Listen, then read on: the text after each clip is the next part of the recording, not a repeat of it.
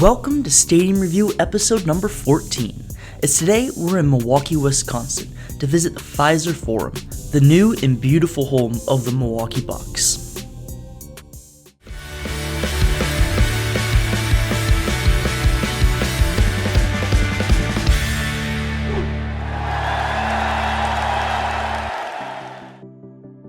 So for the very first basketball stadium review on the channel, we're visiting Milwaukee's Fiserv Forum. It opened up in 2018 and replaced the former BMO Bradley Harris Center, which hosted the Bucks from 1988 to 2018. This aerial imagery here is a little outdated as the Bradley Harris Center is just south of the new Fiserv Forum, which is in the center of the screen with the white roof. The Bradley Center was eventually torn down in 2019 and now just sits as an empty lot right south of the arena. With the new arena being built, the area around it was really developed, creating the Deer District, which is a great place for fans that don't have tickets to the game can still go and hang out by the stadium to watch the game. Since moving to the Fiserv Forum, the Bucks have had a lot of success, including their 2021 NBA Finals victory, which they won on their home court here in Milwaukee. The Forum's current capacity is 17,341 fans. The arena also plays host to the Marquette University Golden Eagles men's basketball team. And just for clarification, no, it is not this Fiserv.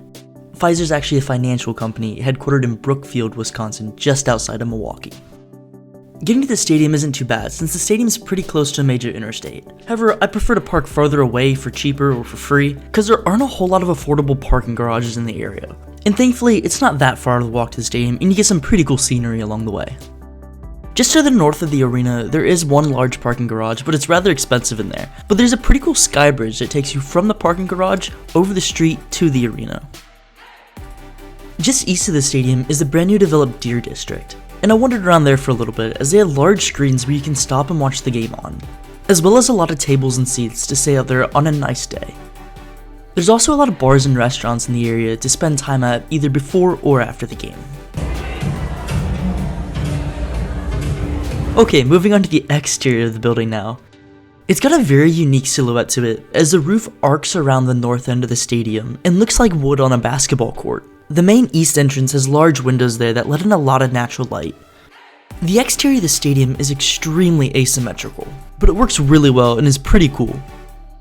You can get a good look here at the wood aesthetic that the roof's made out of, as it's a very sleek modern design.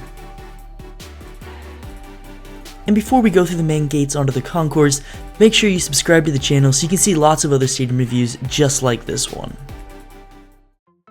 So right when you enter through the main gates, you enter into what's called the atrium. It's this large open space that serves as the entryway to filter people in and out. And it spans across every level of the concourse, and every level has an opportunity to look down into the atrium itself. What's weird though is that you have to take stairs or the escalator up from the atrium to get to the main level concourse. The ceiling on the concourse of the north side of the stadium has the same wood aesthetic as the outside roof of the building. And there's lots of tables and chairs there for anyone to just walk up to and eat and drink. Opposite to that, the south side concourse is really large and open, just like the atrium. It has a sleek aesthetic here, with the private clubs and boxes being able to look down into the main level concourse. And I really like this artwork with all the different Bucks logos throughout their history. I was really amazed at just how accessible the whole concourse is, because there's lots of different spots and rails to stand and eat and drink and chat with other people inside the stadium. And the concourse as a whole has an extremely clean, crisp look to it, and you can definitely tell it's a new building as all the white pillars and walls definitely shine. One of my favorite parts of the concourse is this buck that's made completely out of basketballs. As you see, the fur is cut from the main orange section of basketballs, the nose and the eyes are made from black strips, and the antlers are made from nets from the hoops. Now in the upper level concourse that sits on top of the 200 level, there's this really cool mural highlighting a lot of features and buildings around Milwaukee. The concourse on the 200 level gives you a good view of all the retired numbers and also down to the court below. Now onto the seating bowl itself, which is laid out in a pretty generic two-tier style, with suites and clubs in the middle. Extra seats are added along the court side and baselines for those nice floor seats. At the top of the 100 level, you can see those additional walkways there within the seats. Those are for the first 8 rows of the 100 level seats, because they have privilege to what's called the Jockey Club. Now, one of my friends was able to get free tickets from work, and we were actually sat in those seats, which gave us access to that club. which was an amazing experience that I didn't think I'd ever have the opportunity to get. So with that now, I guess we get some bonus content in seeing the concourse for the Jockey Club.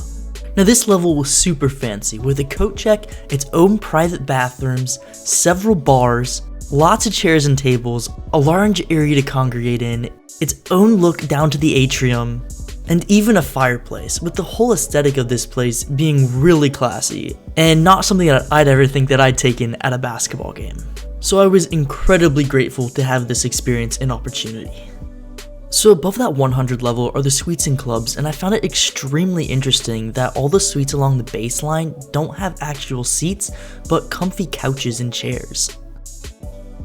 And even the upper level has a good view of the court. The stadium feels really compact, which makes it so there's not really a bad seat in the house. But there were a few sections of these dodgy add-on seats that were above the 200 level. And I tried sitting in the very top seat of it, and this was your view of the game, so I guess I take back what I said about bad seats. But I think these are only used in the playoffs with capacity crowds. However, I think my favorite part of this entire arena is the Panorama Club, which sits suspended high up above the 200 level. And it's open to anyone with a ticket to the game, as there's a lot of areas to sit there and also an incredible view of the court down below. The design of the club's really clean and crisp, with a real modern feel.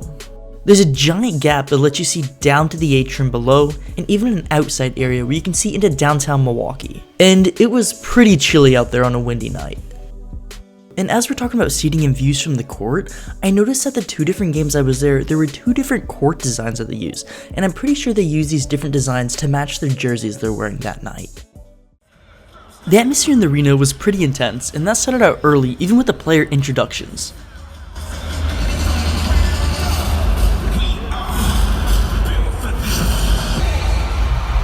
And now, introducing your world champion, Milwaukee Bucks! Forward from Texas A&M, number 22, Chris Cash Money Middleton!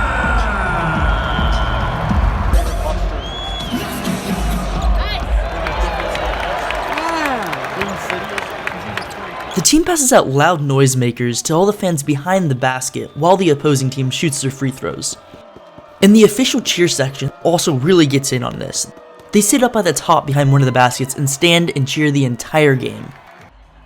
The team's really big on giveaways and tosses a bunch of things out during breaks of play and also after every 3-pointer the Bucks make.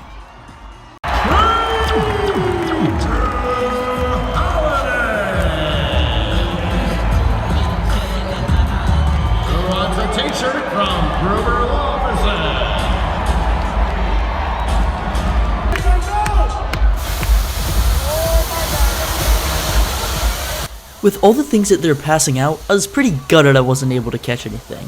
Even one of the people throwing out mini basketballs was right next to me, and I thought she was going to throw it to me, but she picked someone else instead. That's okay, there's always next time.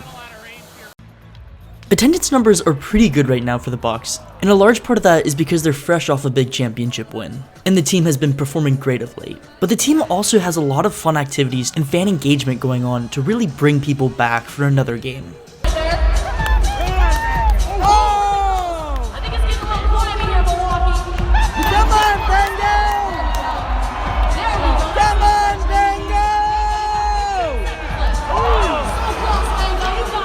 I did find the mascot to be really cute though, so I won't hold this against him.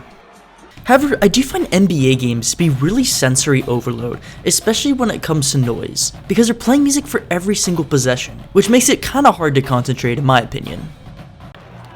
And so I actually recorded 30 seconds of play just to see how often it was, and there were 4 different songs played just during that 30-second span.